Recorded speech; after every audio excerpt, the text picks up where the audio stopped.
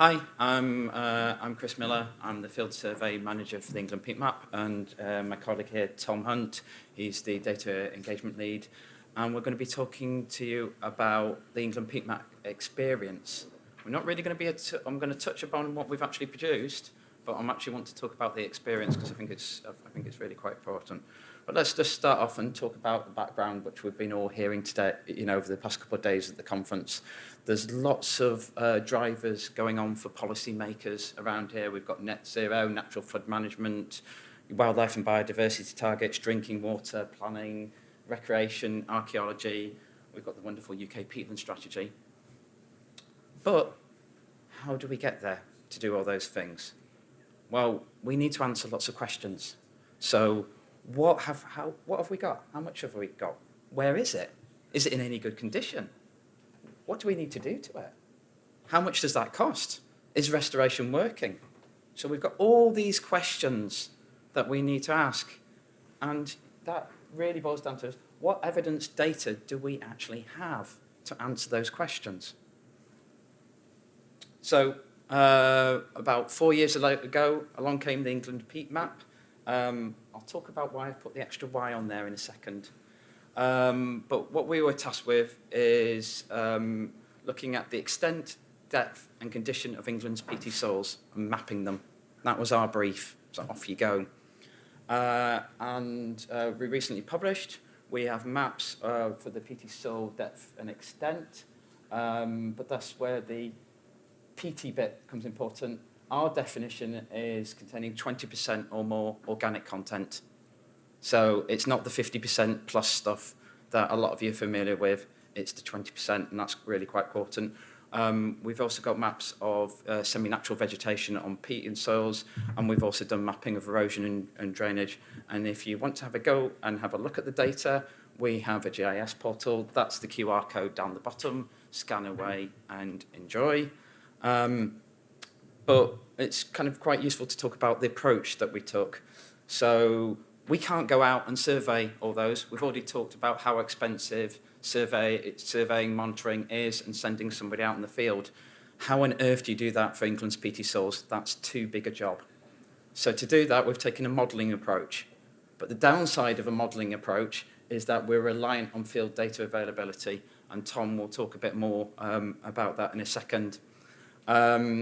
We've also done some AI. There was the AI for Peat project, and that helped look at actually mapping upland erosion and drainage features. So please do check that work. But an important thing about our approach is we've taken an open data approach. So open government license. So all our data on there is free to everyone in this room. You can use it for whatever you want, whenever you want. It's there. But that has some limitations. So like with the satellite data that we've used Sentinel-2 data, that has a 10-meter resolution. So everything that we've mapped is one dot on the map is a 10 by 10 area. And that is a bit of and also we've been unable to use some of the data sets that are actually out there because they're commercial data sets. And so if we use them, then we won't be able to share the data with you. So we've published what we're going to do next. Well, thanks to funding from DEFRA, we now have funding for EPM2, and so we are looking at improving our models. We're especially doing works in lowland agricultural peat areas because that's actually where we've got very, very little data for, and so the model isn't performing as well due to that kind of data gap. So we're looking at doing new field survey and data acquisition. We're also taking on, as a new piece of work, the Peatland Restoration Register. So my colleague Josh will be reaching out to a lot of you in the audience to get your restoration data from you. We'll also be working on compatibility with the UK greenhouse gas inventory because greenhouse gas emissions have obviously been a big driver for our work, particularly with the vegetation side of things. All our semi-natural vegetation actually maps to known greenhouse gas emission factors. And we're also looking at to see if we can take our maps and can we actually look at change detection. Although there is some limitations to that because with the aero imagery data sets that we've got, they only go back to 2017. in the 10-metre resolution, so we can only go back so far in time. I would love to go back to, I don't know, the 1980s and look at what, how have our peatlands actually changed with and without restoration, because we don't know. We all look out the window, look at the hills, but how has that actually changed over time? And remote sensing does really open up those opportunities. So on the field survey, we've used a mixture of kind of high and low technology. This is the high technology. This is a GPS unit. This is 30 to 40 centimetres accurate in the field. Doesn't need a mobile phone connection or anything. If you have a mobile phone signal, this can go down to 4 centimetres accuracy. So it's really quite important for know you are. But also, we brought along a stick. Can be any kind of stick. This is just a stick that we use to measure peat depth. And this afternoon, we're actually going to be doing some peat probing and talking about the issues with that and the combination of high-tech and low-tech.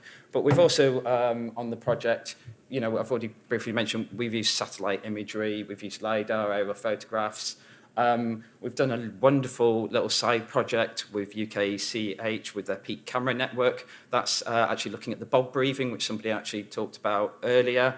And you can actually see here, there's a bittern that actually photobombed the peat camera. It's just a little camera on a bar stool, and then there's a fixed tape measure, and it measures the movement of the peat going up and down by taking photographs, and that actually tells us a lot about the peat movement.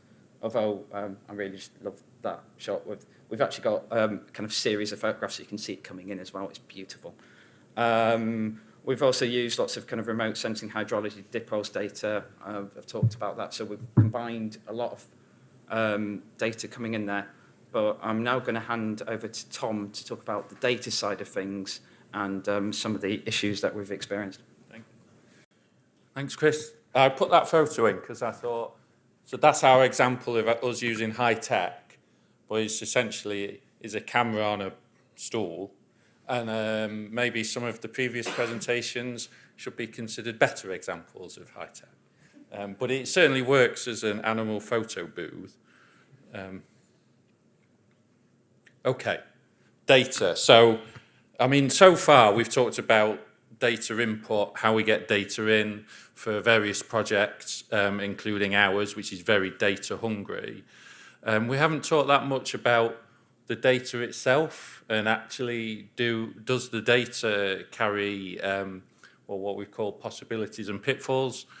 I guess one of the reasons we like data is because we think it's reliable, and it's almost sort of apolitical in a way.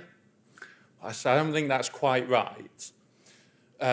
So some of the difficulties we have is related to something called the FAIR principles, which some of you, certainly in the academic community, I would have thought a lot of you are familiar with. This notion of, can we find data? Is it accessible, interoperable, and reusable? So the point of that is we've collected a lot of data. We've used our instruments, whether they're high-tech or low-tech, for our specific project. Can that data then be reused by other people? And if it can, then obviously, not just projects like us, but, could be researchers, could be anyone, could even be education, schools, have the opportunity to gain from the hard work that we put in to create the data in the first place. And of course, that doesn't happen that often, because once you've completed your use of your data, you tend to move on to the next thing. And coupled with that then, is if, okay, maybe we have found some data that we want to use from somebody else, can we actually use that data without being worried that somebody's going to come along and challenge our use of that data? So that's data licensing. It's a bit frustrating because it's really easy. You can just slap a Creative Commons license on your data and stick it on a website, and that's essentially job done and everyone can use it, but people don't do that.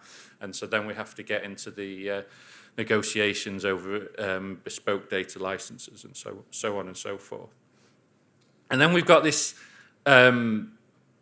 this thing around the metadata, which is so important. That's the data about the data.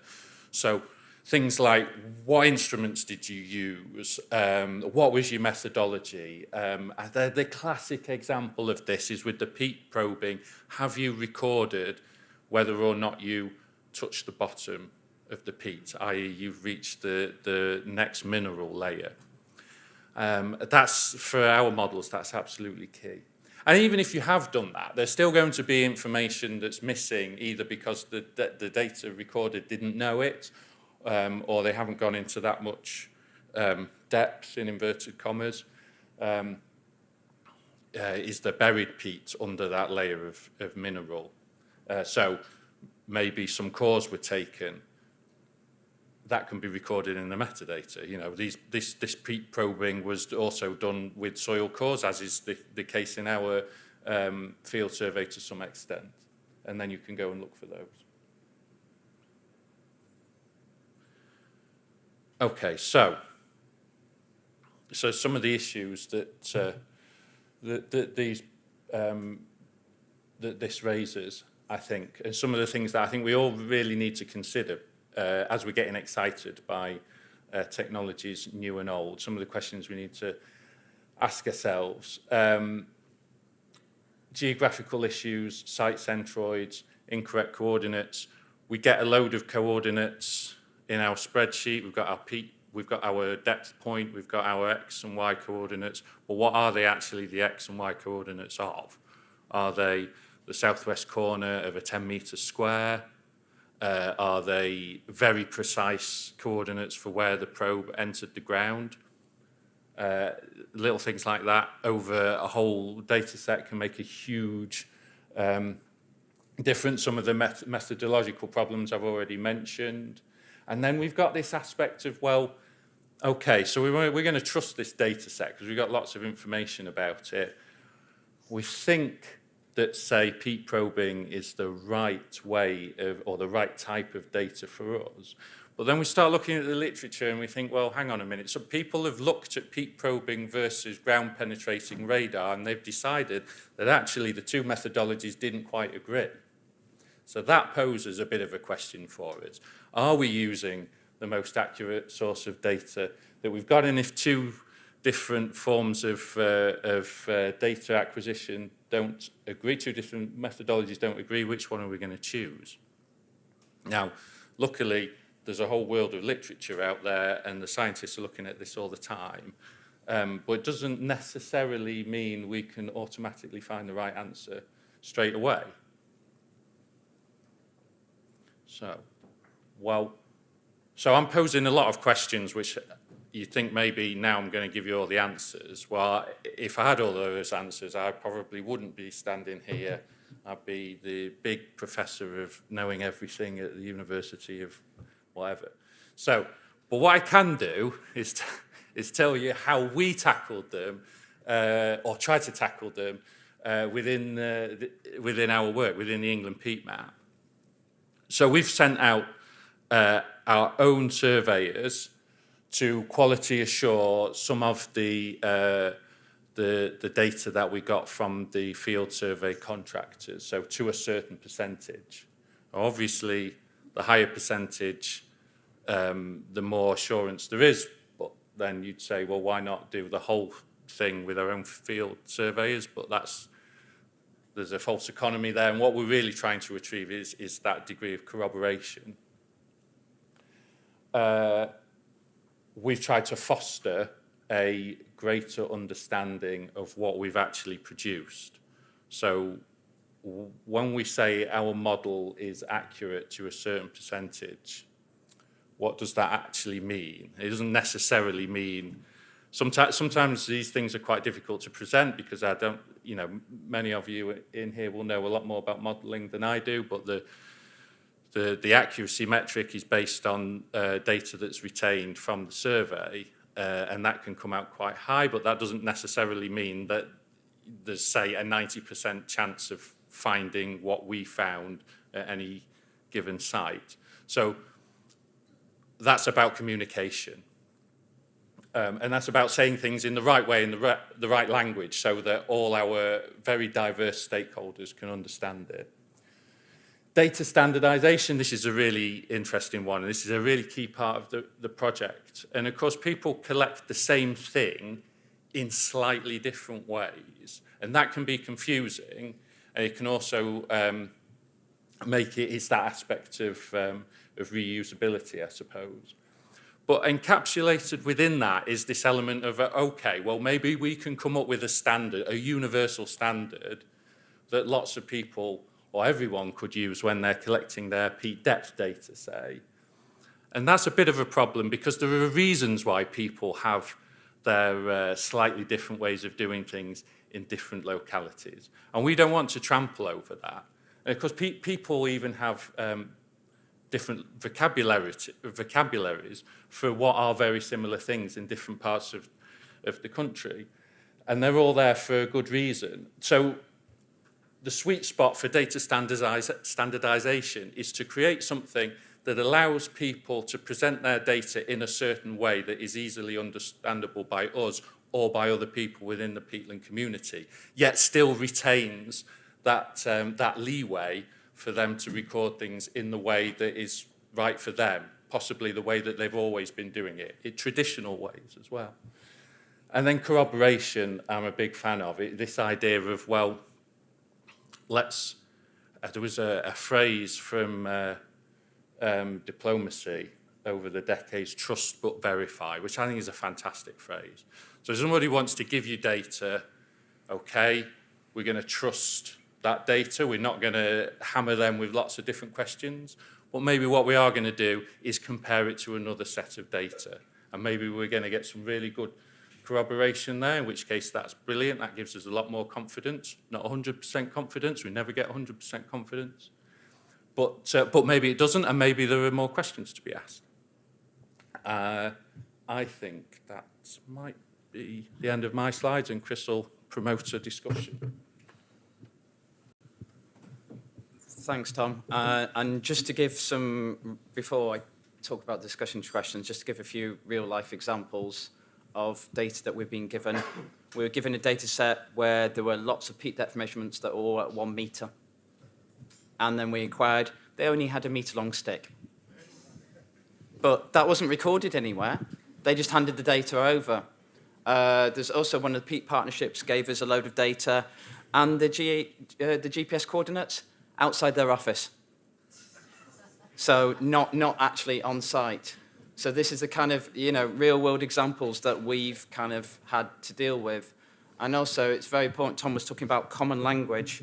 Now, some of you may have seen, may not, I've done a little peat quiz where I've presented people at this conference, some of you have done it, with photos of peaty soil or not peaty soil. And you've had to tell me whether you think it's peaty or not. And what's that shown, it's really, really interesting, is that none of you can identify a peat soil to save your lives. Sorry, guys.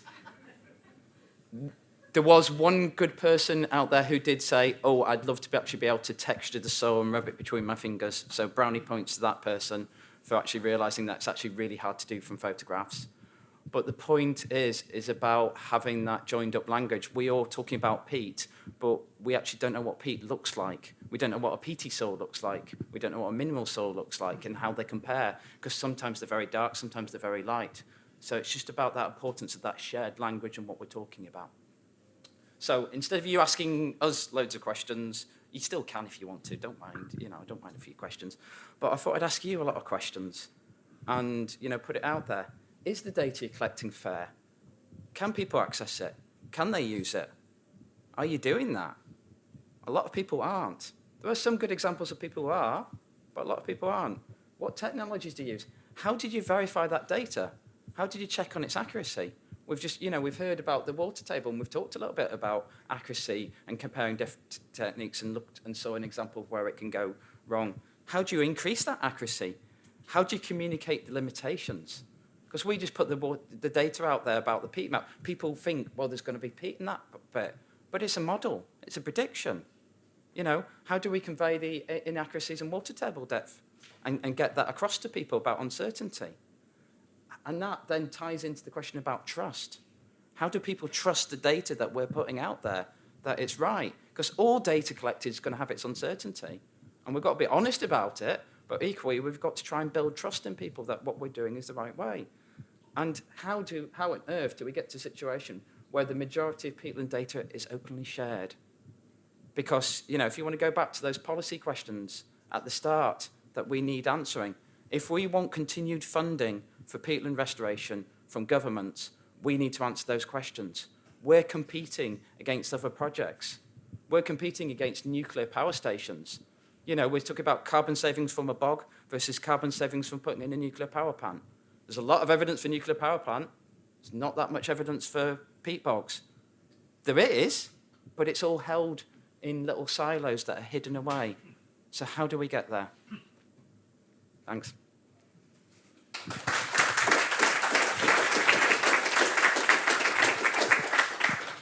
Thanks, Chris. I mean, an amazing piece of work, but it is a model, as you pointed out. And I just wonder, how far away do you think we are? Because if you think about all the peatland partnerships and all the data that they're gathering, the many, many thousands of peat depth. I mean, for example, the Yorkshire Peat Partnership, I know, has done 20,000 when I was there, but it's probably way more than that now. So we can't be a million miles off getting the actual data rather than modelled data. How difficult would it be to put all that together, assuming it was all fair data, and I know it isn't, but say it was, but how far away? I mean, is there a project there that actually then can turn your model into reality and therefore verify where that data exists? Yeah, that's a really good question. I mean, and I think in upland areas, we're very close because we've actually had to reduce the amount of data that we've used in the model because in some areas, we've got too much. But also, we do have some issues with resolution. We want it open so it's a 10-metre resolution. Somebody comes along with one of these GPS units, 30 to 40 centimetres accuracy, and they say, well, there's a bit of mineral just here, but it's surrounded by peat. So we get a data point coming in saying there's no peat there. Yeah, it's surrounded by peat. So that then causes model confusion. So we have issues like that we need to kind of overcome. In the lowlands, there's a lot less data. We are struggling a lot more in so we need a lot more data collection there. But also, if we can get it to fair, then we can get a feedback loop. So we can get the peat partnerships going out and collecting new data, and then it comes back into the system. And then, you can actually validate the model from the new field data coming in, because we can't do it all on the project. England's a big place. There's a lot of peaty soil there for us to do. So we can't do it ourselves. So we need help from everyone in the audience as well to do it. Thanks very much for that. Some really great points there. I'm just wondering whether we could add another one, which is the methodology that we've selected appropriate? I look at the stick here, the probing. It's very, very popular because it's very quick. But if you take the example there, you've three things easily that can trip you up. One, you could be pushed. That relies on a contrast and stiffness. If you push that in and you hit something like a 3 stump, you're going to underestimate the peat thickness. Alternatively, you can push it down and you hit a substrate that's really soft. You overestimate it. And then the third one is, if you put it in at the wrong angle, let's be honest, that's 90 degrees, that's 80. If you've got something that goes down to quite a depth, you're really off by quite a bit. That's 10 degrees. So, I do question that. There's a lot of data there. But I think, each of the, like you've got here, the methodologies need to have an error associated with them. Yep. Some of them are just not as reliable. And then the other side of this is that there are new technologies developing all the time. We need to put in a capacity to consider those as well. I agree entirely. And we do soil coring around where we're taking our peat depth measurements, but we've used a lot of third-party data where there is no soil core data. There's also, as my quiz showed, people don't know what a peaty soil looks like. So, a lot of what people might think's peat or PT, they may be wrong, they may be right. We don't know that. We don't have a gauge on that. And that just applies to lots and lots of other data sets. There is emerging technology. There's an interesting looking at seismic microsensors. for measuring peat depth. So there are new emerging technologies starting to come out to kind of help improve that, but it's still kind of early days. And I mean, that's the whole peat map experience. We've had these challenges, and how do you unpick that? How do you unpick the accuracy issues? How do you even just get at the data? So yeah, it very much encapsulates what we've had. Hi, Kerry Dinsmore, Scottish Government. I think my question is around communication of this, because there are so many different methods, and I think there's different uncertainties, and depending on how you're doing it. And as you say, what you've got here is a modelled approach. So I would say you end up with different maps, different products that are suitable for different purposes. And also, you talk about this feedback loop where you can go back into the model and you can be improving it over time.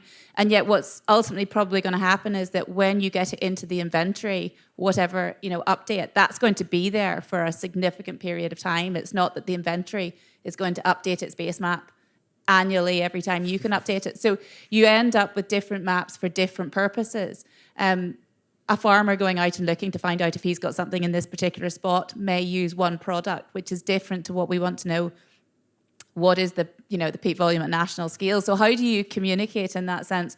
What are the limitations of the product? Where can you use this? And be really clear that, we're using this map for this purpose. We maybe use something else if it's for a different purpose. So just as an example, one of the things that we're talking about within the Scottish Government at the minute is, again, recognising that we have lots of different mapping products that come from different methodologies. They're all suitable for different things. So we're trying to say, we're giving you your greenhouse gas emissions. We're basing that on the inventory map. So that's why we're using this one. But, for example, we might be using soil, more sampling-based ones for a different purpose. So that we're just trying to put that statistic out there to say, these are the different products, this is where we're using it, and this is the justification for using that product. But is there something in just explaining that you don't have one map that's going to be perfect for everything? Yeah, no, I mean, agree entirely. And it's very much kind of our experience is that we have done our best to communicate that. But if I'm honest and reflecting, it's not good enough. And that's because the challenge is that we've got used to in our society maps being accurate. How many hundreds of years have the OS maps been developing? And there's still errors on the OS maps. But we all look and we all trust our sat-navs to take us to the right place. And we know sat-navs go wrong, but we trust them to do that. We trust the mapping. So when anyone puts out a map, they think that's the gospel truth and that's what's there. And that's kind of what we're fighting against. And we can, communicate all the caveats and say to local decision makers, well, actually, you need to go out and do an in-depth site survey. This is only kind of more indicative. And we've done that communication, and we still get people coming back to us, and we still get those issues despite doing that communication. So it's a really, really hard thing to overcome because we've got used to technology in our lives. We've got used to it being accurate. But we've got a lot of maps, just like you say, Natural England, we've got loads of maps, and they're all showing different things. There's an old PT Soils map that was done back in 2009. Which one do you collect? Cranfield University have a soils map. Do you use that one? If your farmer stood there, you're going, bloody peat map's bloody wrong. It don't map my bloody... And that's also where language comes in and about communication, because we're called the peat map, and I really think we should be called the PT map, because we do 20% plus organic. Because when you're talking with a farmer, you talk about peat, well, they go, I haven't got any peat on my land. That's not peat. And you actually sit down and talk with them, and it might be 30% organic content. Well, it's still got a lot of carbon sat on that soil. It might be a couple of metres thick. That's still really, really important.